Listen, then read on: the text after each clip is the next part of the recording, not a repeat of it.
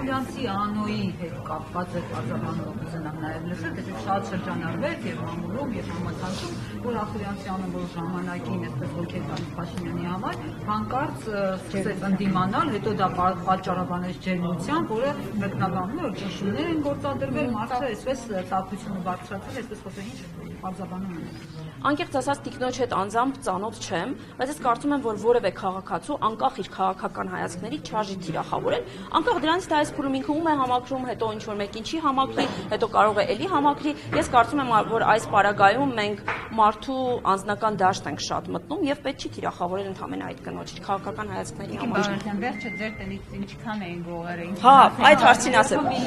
Հա, միլիոններ, ես լրատվականներից մեկով կարդացի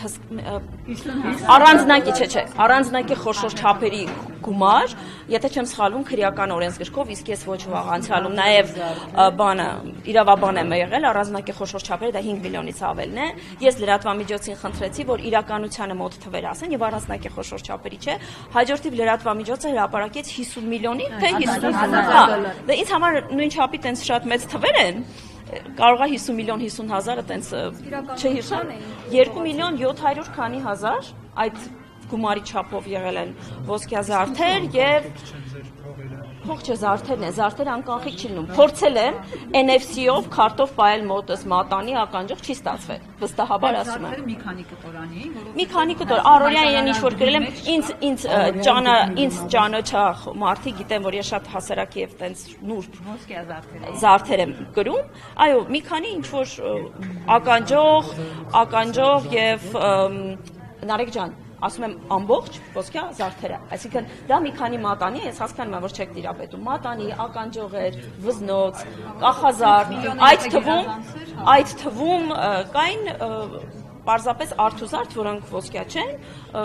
իմ հարգելի գործընկերները կանայք կհասկանան ինչի մասին է խոսքը որ իմ համար թանկեր տարել են իրականում պետք չի գայթ հա մեկ ժամացույց էլ կար ոսկեգույն այս երկաթե հատվածը ոսկեգույն են մտածել են ոսկուցա տարել էին բայց այլ բաներ չէին տարել, օրինակ պլանշետ հեռախոս։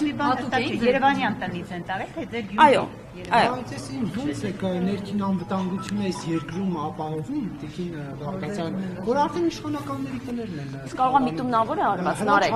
Եկեք այս վարկածը մենք իրավապահներին առաջարկենք, դիտարկեն, բայց քանի որ հիմա տեսեք, հիմա նախաքննություն է գնում եւ ես առաջարկում եմ, որ չմիջամտենք։ Անվտանգության մասով կարծում եմ միջազգային տարբեր վարկանիշներ կան եւ այդ անվտանգության ցուցիչները առավել քան պարզ են։